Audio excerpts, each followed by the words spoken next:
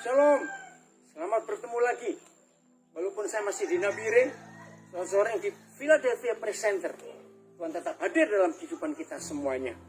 Senang sekali bisa bertemu saudara walaupun gak tatap muka. Hari ini kita akan belajar tema yang Bapak Gembala Pastor Aldo dapatkan. When trouble hit our life. Ketika masalah itu datang, menubruk, membentur hidup kita. Terus bagaimana? Jangan pernah takut. Saudara, kalau kita bicara masalah, ya, renungkan. Kita bicara problem, kita bicara persoalan. Saya ingin menyadarkan saudara bahwa kita ini sejak dari dalam kandungan, ya ingat, sejak di dalam kandungan mama, kita ini sudah ketemu masalah tiap hari. Pasti banyak orang tidak menyadari itu, bahwa masalah itu sudah sering datang sejak kita masih dalam kandungan.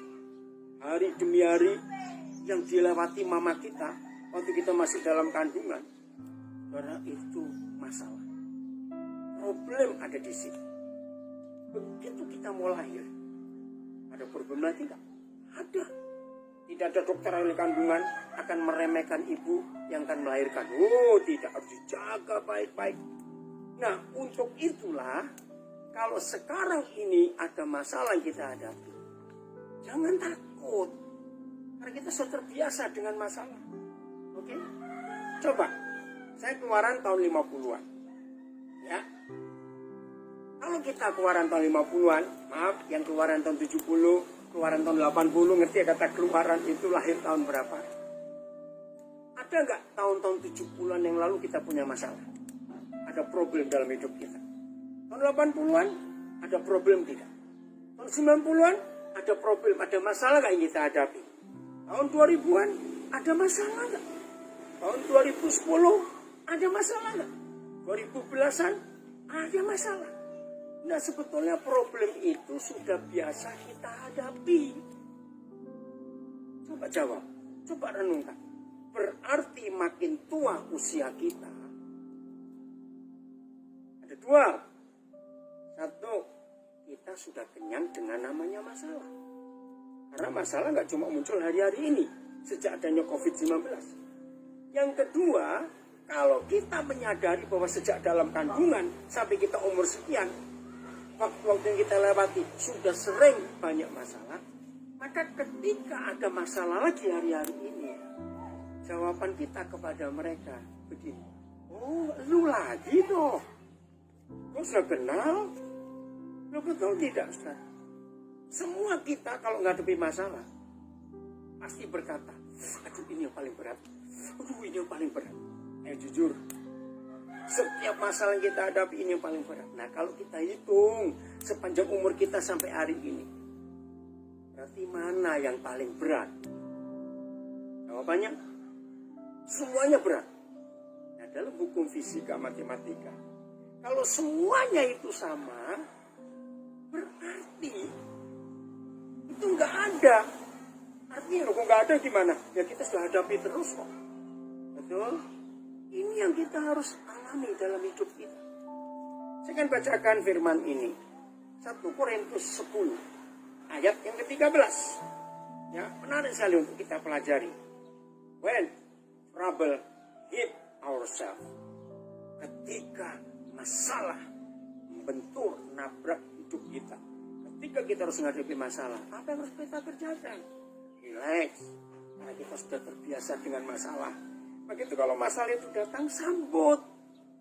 Gua kenal kok, lu lagi toh. Betul tidak? Begini, 1 Korintus 10 ayat yang ke-13. Saya ganti kata pencobaan-pencobaan dengan masalah, trouble, persoalan, problem. Oke? Pencobaan-pencobaan yang kita alami, saya ganti. Kita, orang pertama jamak ya, bukan orang kedua jamak kamu. Saya ganti, masalah-masalah yang kita hadapi, persoalan-persoalan trouble yang kita hadapi, ialah masalah-masalah biasa, common, daily, hari-hari, sudah umum, kita sudah tahu semuanya, betul? Tahu nggak arti kata biasa? Little things, hal kecil, biasa. Sudah bukan hal berat lagi, bukan beban lagi. Maaf, di depan kami ada anak-anak lagi main, ya, suara mereka. Nah, kalau masalah-masalah, problem, pencobaan yang kita hadapi itu hal biasa, kecil. Ayo kita cari. Berarti ada yang luar biasa. Siapa itu? Yesus Kristus Tuhan kita. Dia luar biasa. Masalah itu biasa. Nah, masalahnya kita sering membalik keadaan ini. Yesus yang luar biasa, kita jadikan biasa. Karena masalah yang biasa, kita ubah jadi luar biasa. Maaf. Bodoh nggak kita kalau begitu? Biarlah yang biasa tetap biasa. Yang luar biasa biar tambah luar biasa. Amin kan? Saya lanjut. Ya, masalah-masalah yang kita alami ialah masalah-masalah biasa. Yang tidak melebihi kekuatan manusia. Wow, terima kasih Bapak. Firman ini betul. Masalah-masalah trouble problem yang kita hadapi itu tidak melebihi kekuatan manusia. Apa jaminannya? Jaminannya dua. Satu, apa yang menjamin? Kedua, nah ini bahasa manusia. Saudara dan saya, makin banyak umur kita, angkanya, tahun ini saya 64, bayangkan. Berarti hal yang kedua, jaminannya, kalau masalah itu datang, kita jawab, sudah biasa, aku kenal kamu kok. Betul? Berarti kita sanggup untuk menanggungnya. Saya ulangi kalimat ini, saudara, yang tidak melebihi kekuatan manusia. Maka itu jangan yang pernah punya masalah berkata gini, seandainya kekuatanku seperti gajah, oh aku pasti kuat. Maaf, itu ngawur. Yang Tuhan katakan tidak melebihi kekuatan manusia, bukan kekuatan gajah, tahu? Kalimat berikut. Sebab, nah ini, tahu nggak arti kata sebab? Berarti ada jawaban, ada solusi. Dari semua percobaan, pencobaan, semua masalah, trouble kita hadapi. Sebab, ingat, biasa loh. Ingat, tidak melebihi kekuatan kita. Jadi jangan ngukur dengan kekuatan gajah. Maaf. Sebab apa? Tuhan setia. Oh, terima kasih Bapak. Engkau setia, Tuhan, Engkau setia. Faithful. Apa sih arti kata setia dalam hal ini? Arti kata setia itu dahsyat. Suami istri disebut saling setia. Apalagi ada kata setia sampai mati. Itu artinya tidak pernah meninggalkan. Itu arti setia selalu mendampingi, selalu menyertai. Nah, coba bayangkan. Trouble, problem, masalah seberat apa dalam hidup kita. Ternyata Papa kita itu setia. Artinya dia terus ada dengan kita. Gak pernah ditinggalkan sendiri. Mau kurang apa lagi ketika kita menghadapi masalah ini, dia setia. Pegang ya, belum selesai. Saya suka kalimat ini, sebab Tuhan setia. Dan karena itu, Bapa di surga tidak akan membiarkan kita dicobai melampaui kekuatan kita. Katakan haleluya, amin. Jadi seberat apa yang kita alami hari-hari ini, renungkan firman ini. Bapa setia. Artinya dia dampingi terus. Yang kedua, pada waktu, ia tidak akan membiarkan kita dicobai melampaui kekuatan kita. Artinya, sudahlah masalah seberat apa, beban hidup seberat apa. Mungkin kita sampai gepeng, orang Jawa bilang. Sampai penyet, bukan ayam penyet. Kalau ayam penyet enak. Tetap Tuhan tidak akan membiarkan kita dicobai punya masalah melampaui kekuatan kita. Amin.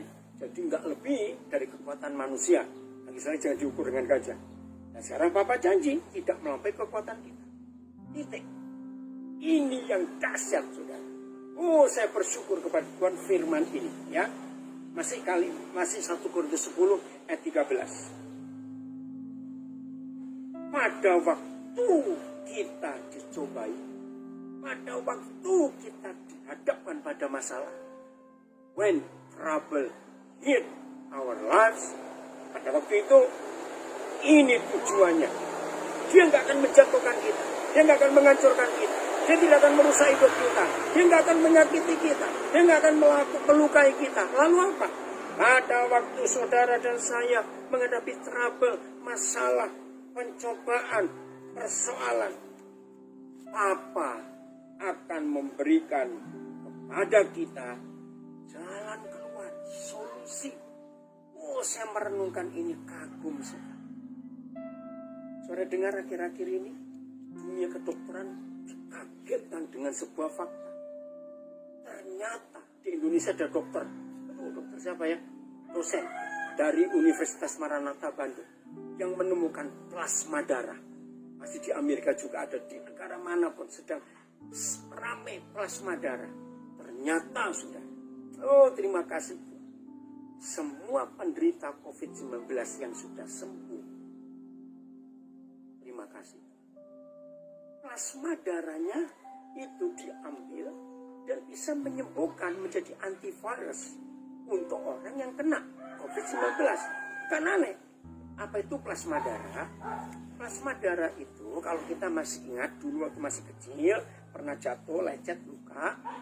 Terus ketika luka itu belum kering, di sekeliling luka itu ada cairan warna kuning enggak, yang bening, terus mengkristal.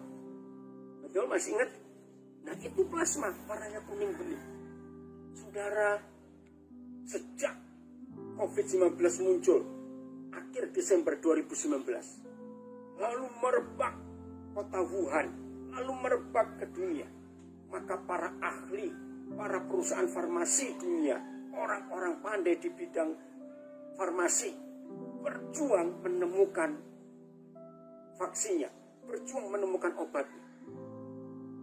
Sampai masuk pertengahan April, obat itu belum pernah ditemukan. Tiba-tiba dunia terkejut. Para ahli menemukan ternyata obatnya ada di dalam plasma darah kita yang sudah pernah kena. Bayangkan itu. Nah, saya dapat tahu ini tanggal 22 April yang lalu, ketika salah seorang anak kami hampir 3 minggu di rumah sakit karena positif COVID-19. Akhirnya dia keluar sembuh, mujizat Tuhan terjadi. Nah, tanggal 22 April dia ditelepon oleh dokter dari rumah sakit di mana dia dirawat. Bapak siap nanti kalau kami perlu untuk ambil plasma darah Bapak. Anak saya tanya kenapa? Nah, diskusi dia dengan dokter itu di forward ke saya. Saya menangis, saya bersuka cita. Pokoknya saudara, sejak awal Maret ketika virus ini merebak, hati saya tertekan. Apalagi ada anak saya sampai meninggal juga karena virus. Oh Tuhan tolong. Tapi 22 April saya berubah jadi bersuka cita. Ternyata gobloknya setan. Maaf. Ingat, dia memberi virus penyakit. Ternyata Papa membalikkan virus yang jahat itu. Tuhan balik jadi obat. Saudara masih kan gak 1 Korintus 2 ayat yang ke-8. Apabila penguasa dunia ini tahu bahwa Yesus yang disalib lalu bangkit lagi, itu jauh lebih sakti daripada sebelum dia disalib. 1 Korintus 2 ayat 8. Maka firman berkata, setan gak akan menyalibkan Yesus yang mulia itu. Jadi Yesus dibiarkan hidup sampai tua. Sekarang umur 2000 tahun lebih. Ternyata ketika Yesus disalibkan dan dibunuh mati, dia jauh lebih sakti, lebih berkuasa daripada sebelum disalib. Nah, seperti virus ini, setan merusak, memberikan penyakit, bahkan yang mati sudah banyak. Ternyata Papa di surga membalikkan plasma darah menyembuhkan. Nah, salah seorang anak kami yang di Brisbane, waktu dengar ini, dia ngomong begini, Pak, kira-kira ada nggak yang mau jadi volunteer? Maksudmu, dimasukin virus COVID-19, biarkan sakit dulu, lalu disembuhkan. Saya bilang, kurang ajar kamu ya. Kamu aja yang nyoba, saya bilang begitu. Tapi idenya kan betul. Untuk apa kita cari obat? Saudara perhatikan. Maafkan saya. Kenapa Papa belum izinkan? Padahal di dunia banyak orang ahli, banyak orang pintar. Apa susahnya mereka menemukan vaksinnya? Apa susahnya mereka menemukan obatnya? Ini jawaban.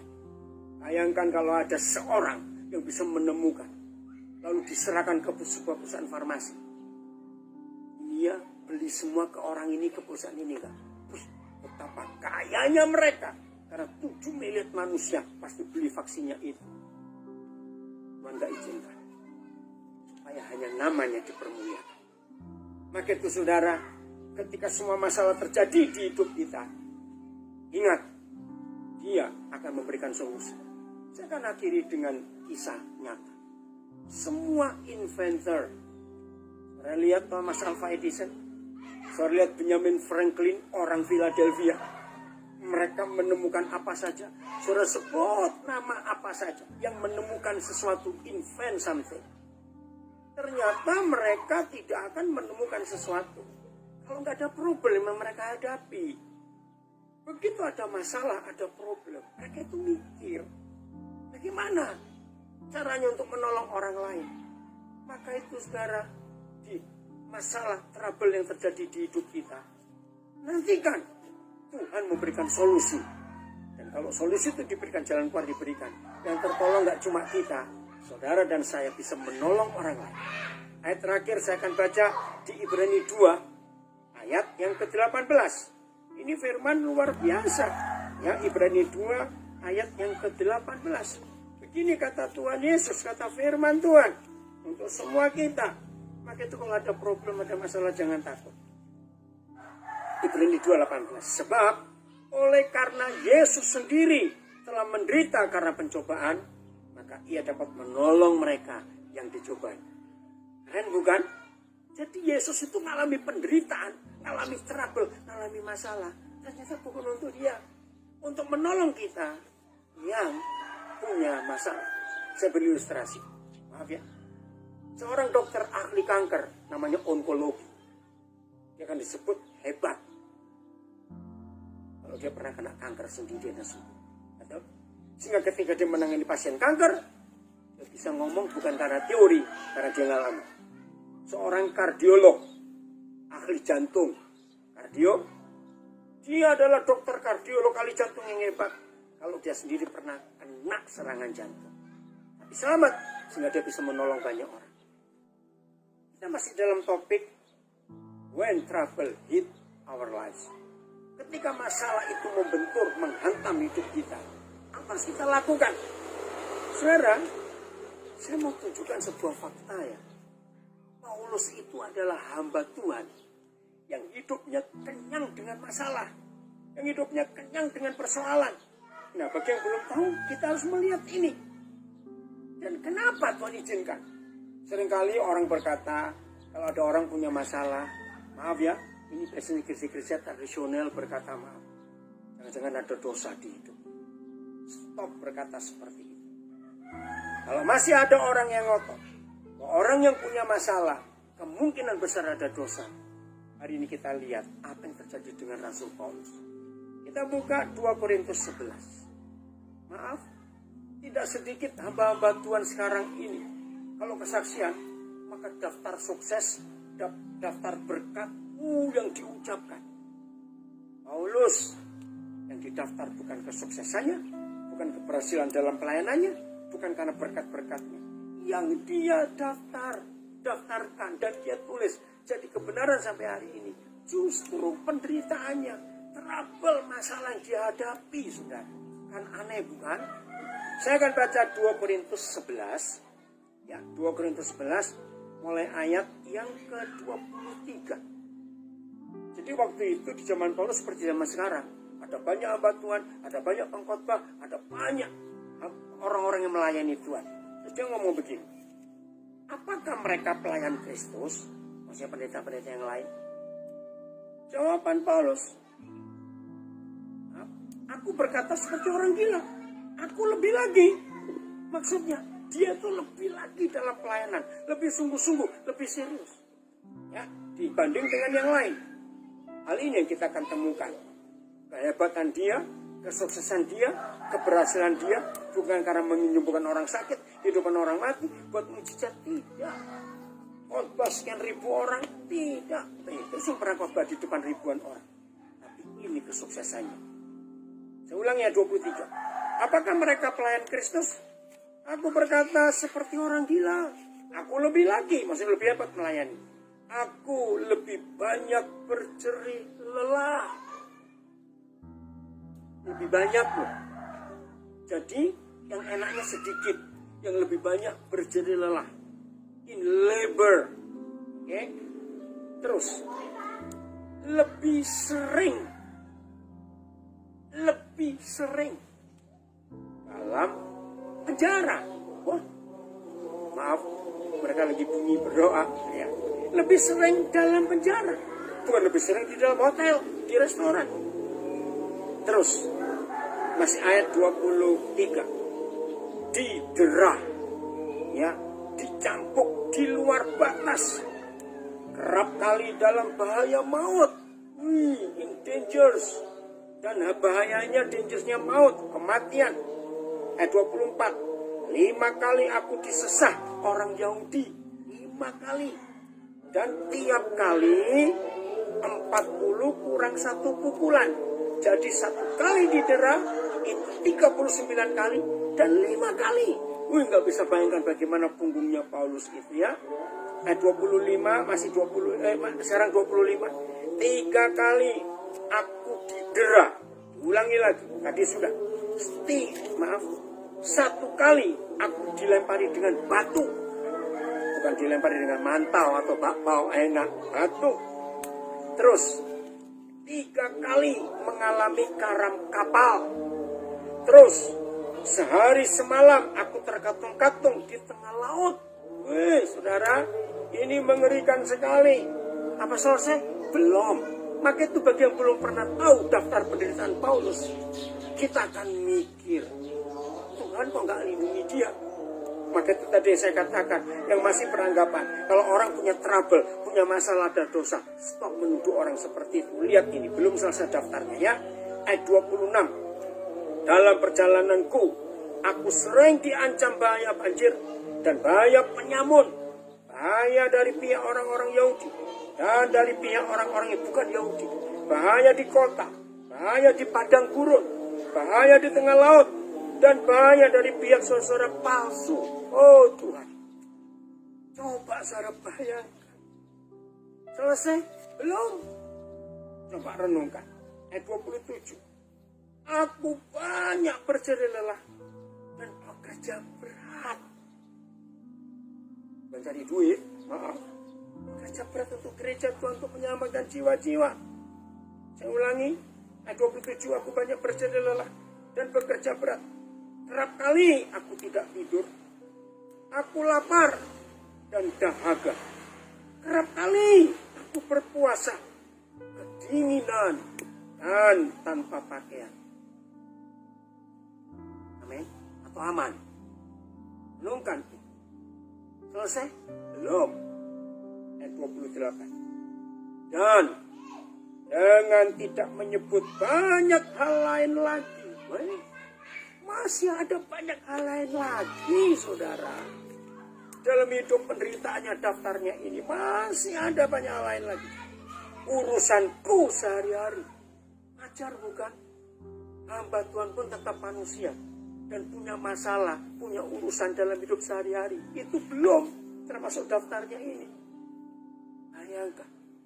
Kira-kira kalau hari ini Jemaat Philadelphia Presenter mendengar kisah nyata daftar penderitaan Paulus,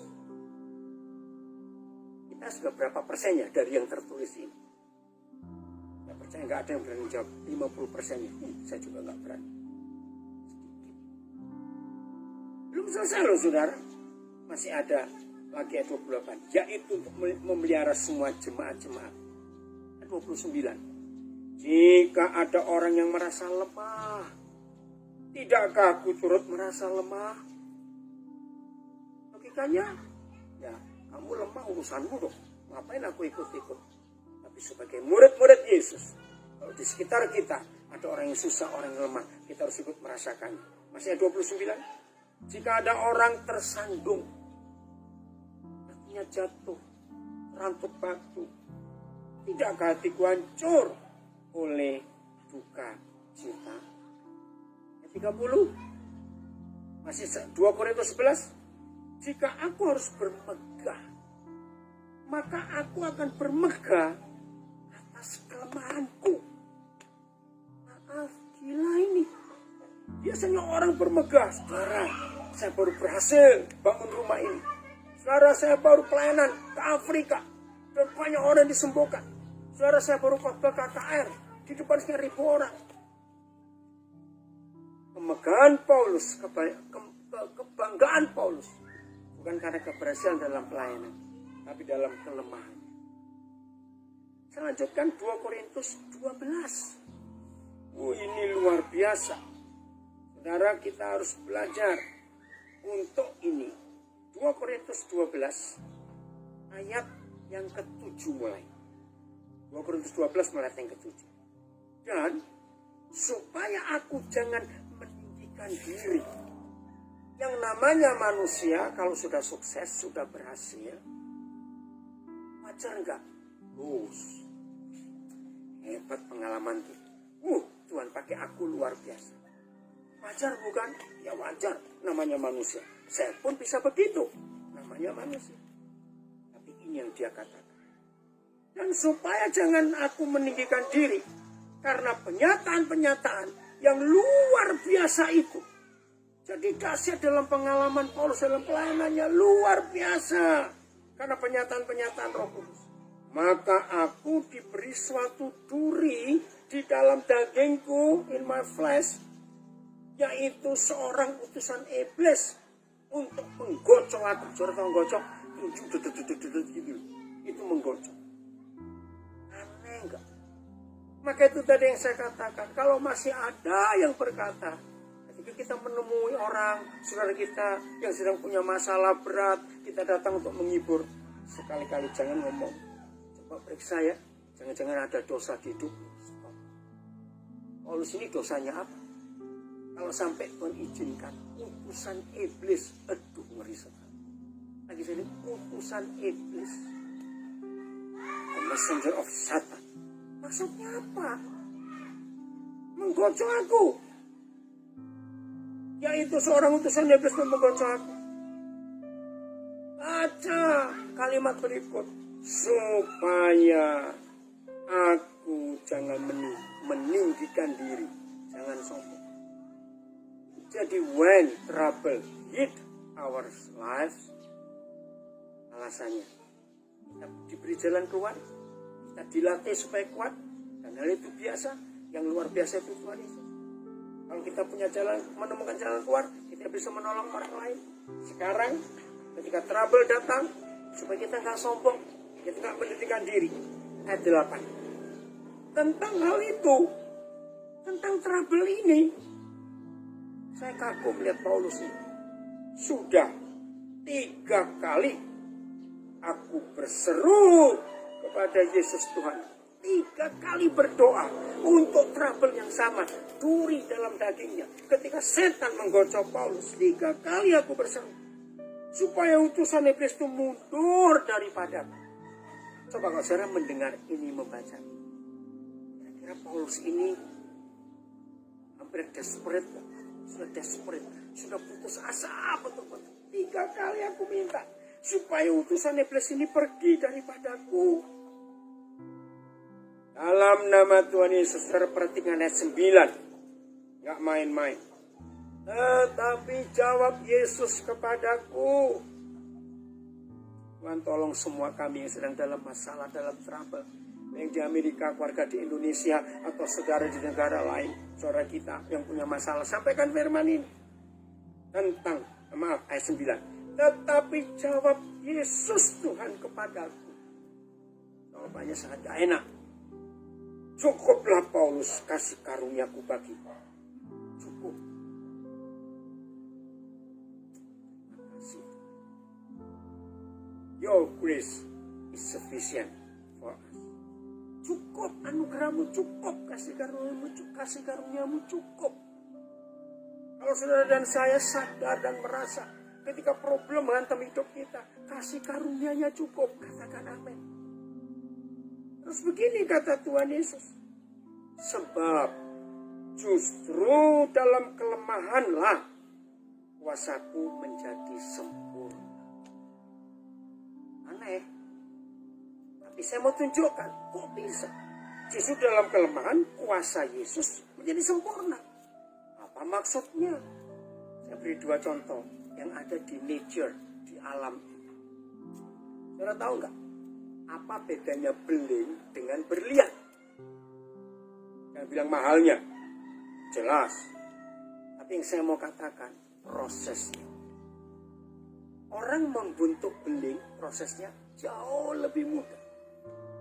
Tapi berlian tidak ada yang bisa dibentuk, dibuat oleh manusia. Enggak. Seahli apa, sejenius apa orang itu, nggak akan pernah bisa membuat berlian. Hanya alam, nature yang bisa bentuk berlian, diamond. Artinya, itu dipres, itu ditekan. Nggak tahu berapa ribu tahun, batu-batu itu dipanasi sampai jadi berlian yang tak ternilai.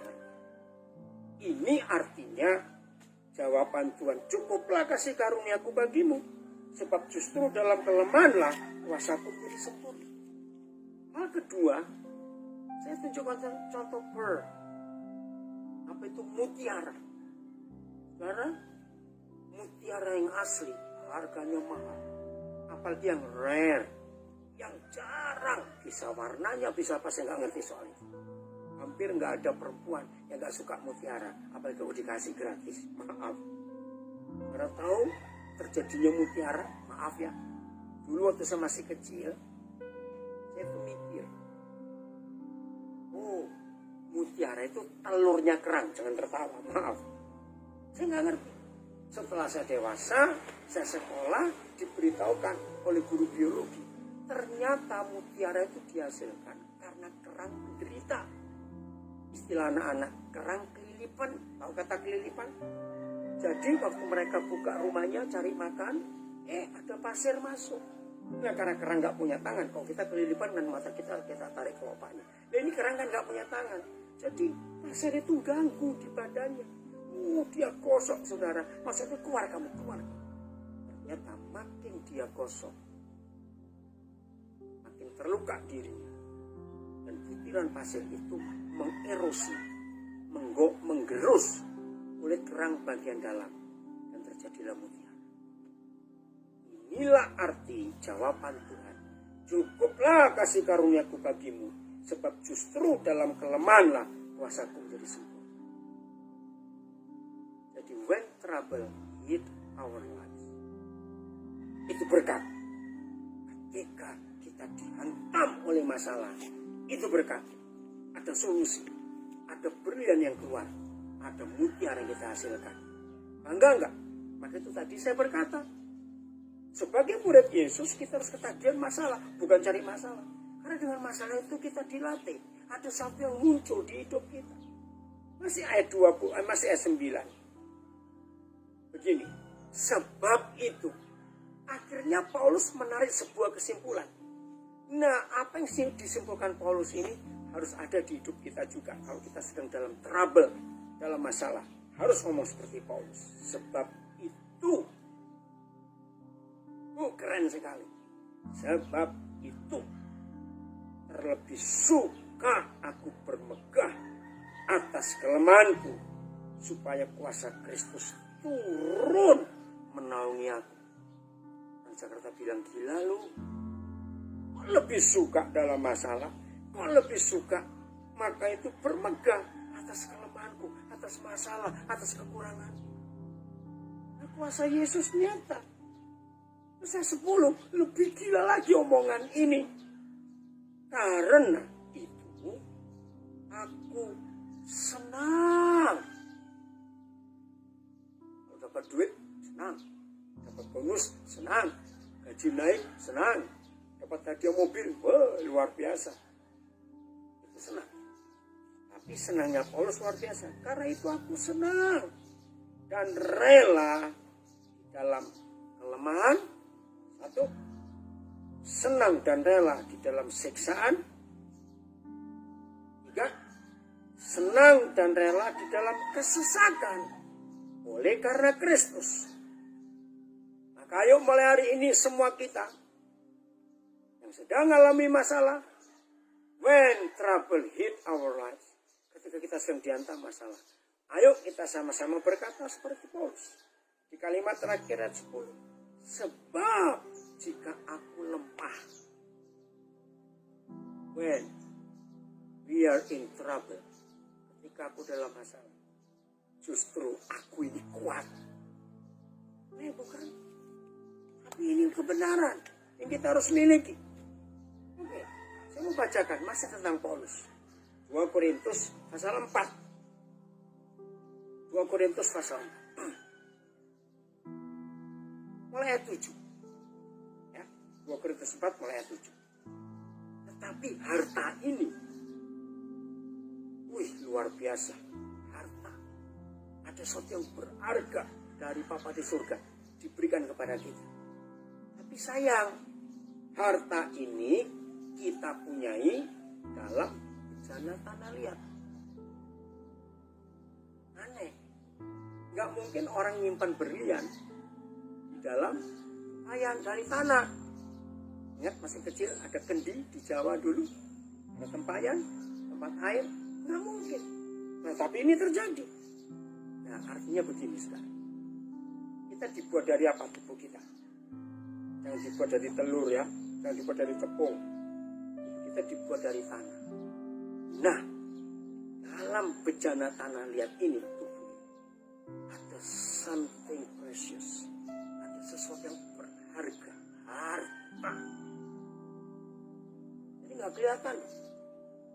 Satu-satunya cara supaya harta yang mulia yang Tuhan beri kepada kita itu kelihatan. Satu-satunya cara. Pecahkan bejana tanah liat. Betul nggak? Remukan. Pecah, maka kelihatan harta. Ya, inilah trouble dalam hidup kita. Oke, saya lanjutkan. Supaya nyata, masih 2 Korintus 4 ayat 7. Supaya nyata bahwa kekuatan yang melimpah-limpah itu berasal dari Tuhan, bukan dari diri kami. Nah, ayat 8 inilah daftar cara meremukkan bejana itu. Siap ya, siap. Please fasten your seat belt. Kita mau take off. Take off dalam apa? Dalam pesawat penderitaan. Dalam pesawat trouble. Oh, ini namanya Trouble Airlines.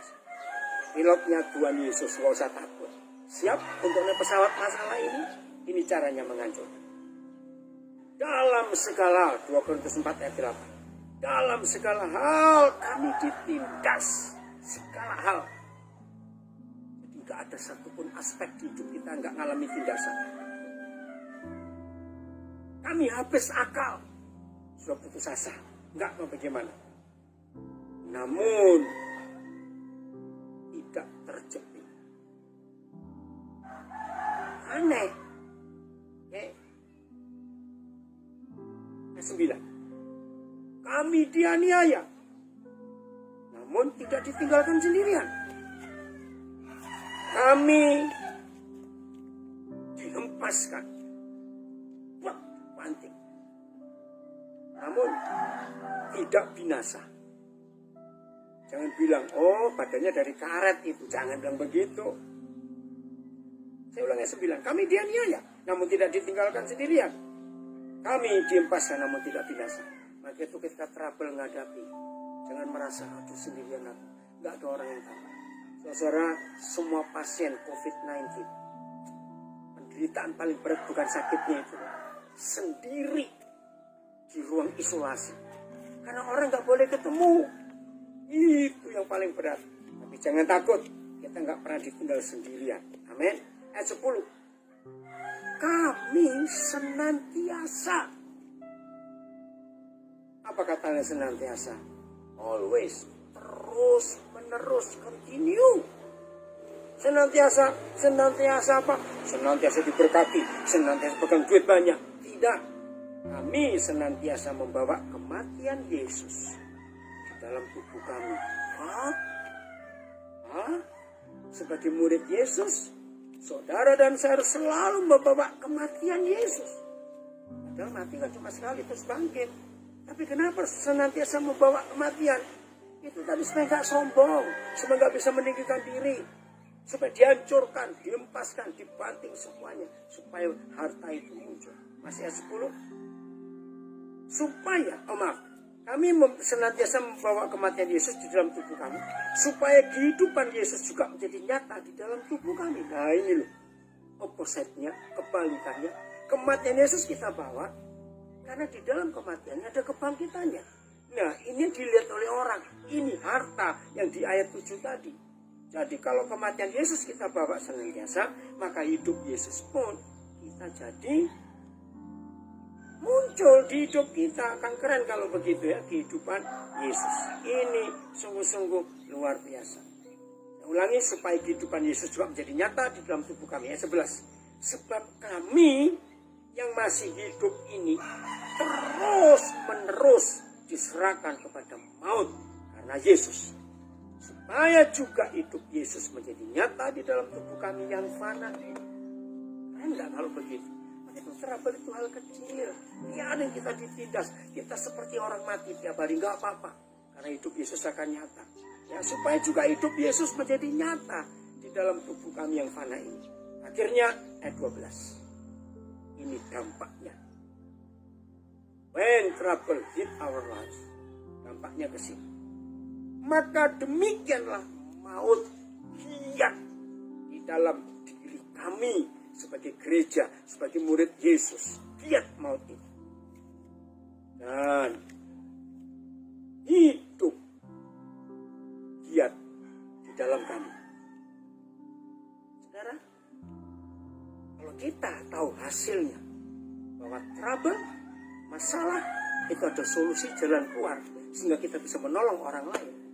Misalnya inventor menemukan banyak penemuan karena ada masalah dan dia menolong orang lain sampai hari ini yang mereka temukan. Ternyata sama dalam 2 Korintus 4 ayat 12 ya.